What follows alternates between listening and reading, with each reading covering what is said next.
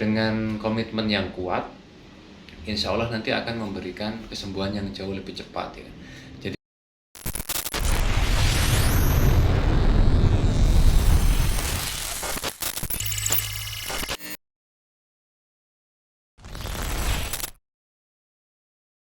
sahabatku, sobat NC, kenapa kok penderita GERD dan anxiety ini ada yang cepat sembuh, ada yang lama sembuhnya, ada yang mungkin beberapa bulan sembuh, ada yang setahun, ada yang 2 tahun, 3 tahun bahkan lebih ya. Kenapa kok tiap orang berbeda? Yang jelas yang pertama adalah kondisi dari organ lambung setiap orang pasti beda ya kan. Cara lambung itu sendiri meregenerasi selnya, recovery secara organ juga pasti tiap orang berbeda. Karena dari pengalaman saya dulu juga sempat sering ngobrol juga dengan teman-teman yang mengalami sakit ini ya. Kebanyakan setiap orang itu memiliki perbedaan penyebabnya ya. Penyebabnya bermacam-macam, mungkin ada yang faktor makanan atau mungkin beberapa minuman, ada yang misalkan tidak teratur ya, makannya tidak teratur, pola makan berantakan. Kemudian ada juga yang mengkonsumsi minuman tertentu, misalkan terlalu sering ngopi, misalkan ngopi dalam sehari sampai berapa gelas. Kemudian ada yang penggila pedas ya, penggila pedas pokoknya terlalu berlebihan ya, terlalu berlebihan. Terus juga ada juga yang selain faktor makanan juga dia faktor manajemen stres yang buruk misalkan, atau mungkin faktor pernah mengalami kesedihan yang mendalam, atau mungkin pernah mengalami kegagalan baik bisnis atau mungkin masalah lain ya. Intinya setiap orang itu berbeda penyebabnya, dan juga penyembuhannya akan berbeda karena sebabnya orang-orang ini beda-beda. Terus level sakitnya itu juga berbeda. Terus di sini yang ingin saya bahas adalah kenapa kok ada yang lebih cepat sembuh, ada yang sembuhnya agak lama, ada yang mungkin secara organ pencernaannya sudah membaik tapi kok masih sering cemas seperti itu ya. Jadi yang membuat teman-teman ini lama sembuh atau cepat sembuh adalah sejauh mana teman-teman ini berkomitmen, disiplin dalam menerapkan terutama pola 4P ya.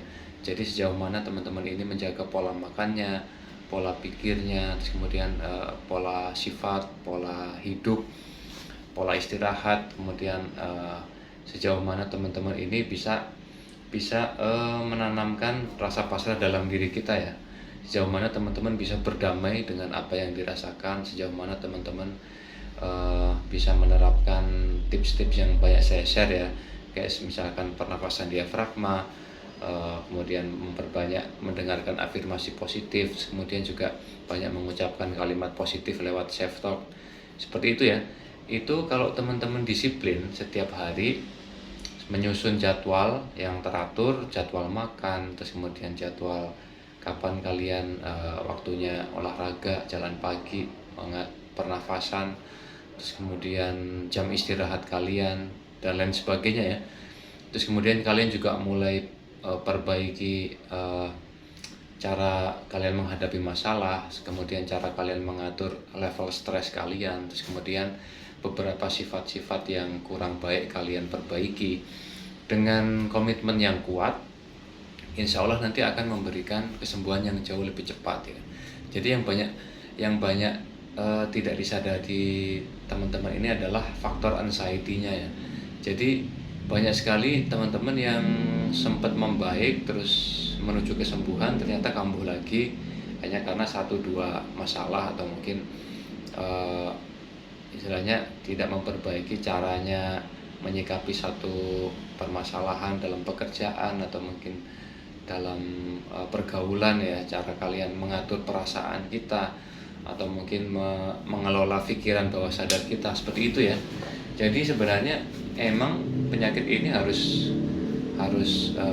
mengharuskan kita untuk memperbaiki semua itu dalam artian kita harus mulai mengubah hal-hal yang kurang baik yang selama ini sudah bertahun-tahun melekat di diri kita, baik dari sisi sifat, baik dari sisi cara berpikir, cara menganalisa satu permasalahan dan lain sebagainya ya.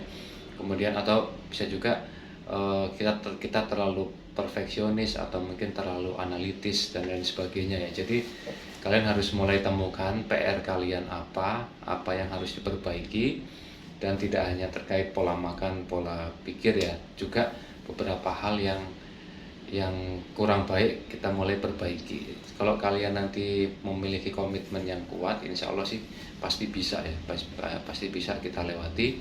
Terus juga tentu saja dengan senantiasa berdoa ya kepada Allah, kepada Tuhan Yang Maha Esa, agar segera diangkat penyakit ini. Terus jangan lupakan satu hal, bahwa banyaknya mentor di YouTube ya yang membahas tentang GERD anxiety ini membuktikan bahwa banyak yang sudah sembuh. Mereka bisa sembuh, kalian juga bisa sembuh. Jadi insya Allah sih tetap semangat, tetap konsisten memegang komitmen kita ya untuk menuju kesembuhan. Insya Allah Sobat NC akan selalu setia menemani kalian, mengawal kalian menuju kesembuhan. Salam bangkit luar biasa.